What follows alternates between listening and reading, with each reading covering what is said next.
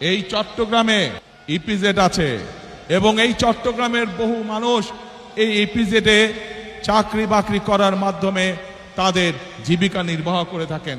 যে ইপিজেড আছে এবং কে ইপিজেড, এই সবগুলোতে লক্ষ লক্ষ মানুষের কর্মসংস্থানের ব্যবস্থা আছে।